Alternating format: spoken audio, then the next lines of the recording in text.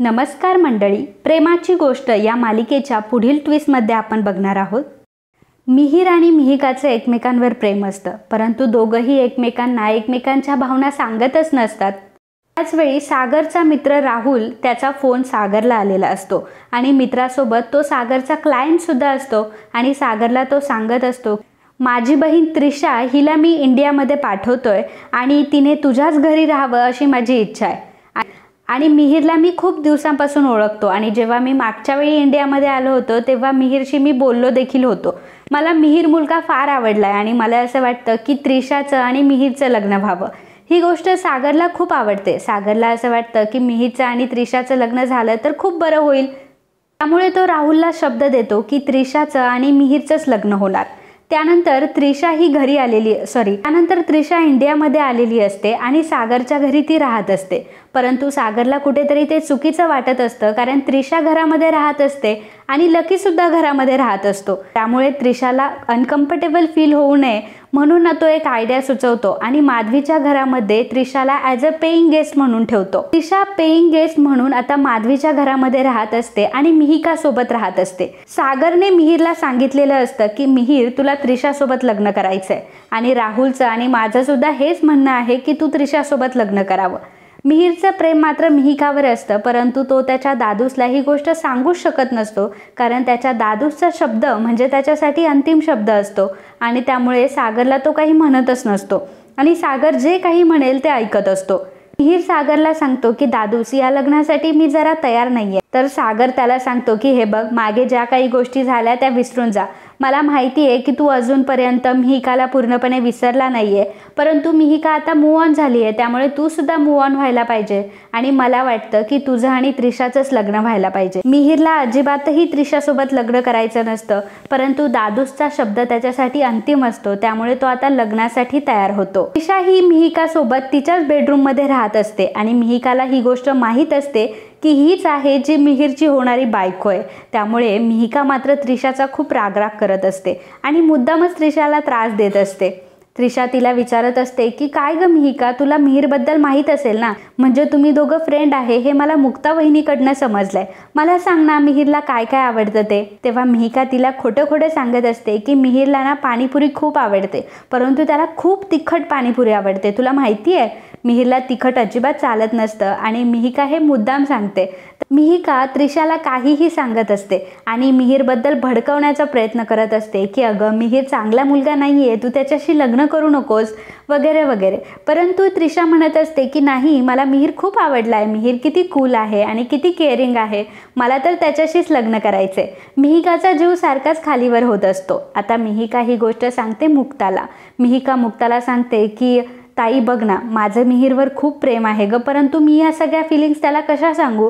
आणि आता ही त्रिशासुद्धा मध्ये येऊन बसली.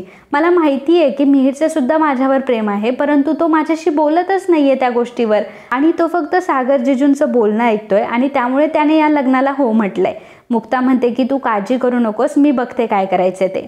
मुक्ता सागरसोबत बोलते. सागरला ती सांगत असते की तुम्ही असं का करताय, मिहिरला जरा त्रिशासोबत लग्न नाही करायचंय तर तुम्ही का त्याला फोर्स करताय. मिहिरचं मिहिकावर प्रेम आहे आणि मिहिकाचं सुद्धा मिहिरवर प्रेम आहे, त्यामुळे त्या दोघांना लग्न करू द्यात ना. तुम्ही त्रिशाला का मध्ये अडकवताय. राहुल माझा क्लायंट आहे, सोबत माझा मित्रही आहे आणि आता मी त्याला नाही म्हणू शकत नाही. त्यामुळे मिहिरचं आणि त्रिशाचं लग्न हे माझ्यासाठी आणि माझ्या बिझनेससाठी सुद्धा खूप महत्त्वाचं आहे आणि या गोष्टीतून आता मी माघारच नाही घेऊ शकत. मुक्ता सागरला खूप फोर्स करते, तरी सुद्धा सागर मिहिर आणि मिहिकाच्या लग्नासाठी तयार नसतो. त्यामुळे मुक्ता आता एक आयडिया लढवते आणि मुक्ता विचार करते की जर मिहिरला मिहिकासोबत लग्न करायचंय तर मिहिरने स्वतःहून मिहिकाला सांगितलं पाहिजे की मिहिकावर त्याचं खरं प्रेम आहे आणि त्यासाठी त्याने स्वतःचा स्टँड हा घेतलाच पाहिजे. म्हणून आता मिहिकासोबत आणि माधवीसोबत मुक्ता एक प्लॅन बनवते आणि मुद्दामच मिहिकाचं खोटं लग्न आहे अशी अनाऊन्समेंट करते. मिहिकाचा साखरपुडा आणि मिहिरचा साखरपुडा एकाच दिवशी ठरवला जातो. त्रिशाचा सुद्धा एक बॉयफ्रेंड असतो, परंतु तिच्या भावाच्या सांगण्यावरून ती मिहिरसोबत लग्नाला तयार झालेली असते आणि कुठेतरी मिहिर तिला आवडलेला असतो, त्यामुळे ती हे लग्न करत असते. आता मिहिरचा आणि त्रिशाचा साखरपुडा ज्या हॉलमध्ये होणार असतो त्याच हॉलमध्ये मिहिकाचा साखरपुडा होणार असतो. मिहिकाचा साखरपुडा आहे हे कळल्यावर मिहीर मात्र खूपच अस्वस्थ होत असतो, कारण त्याला सांगायचं असतं की मिहिकावर त्याचं प्रेम आहे आणि आता जर त्याने मिहिकाला सांगितलं नाही तर मिहिकाचा साखरपुडा होऊन जाईल या गोष्टीची त्याला फार भीती वाटत असते आणि त्याला स्वतःला सुद्धा साखरपुडा करायचा नसतो। साखरपुड्याची आता वेळ आलेली असते।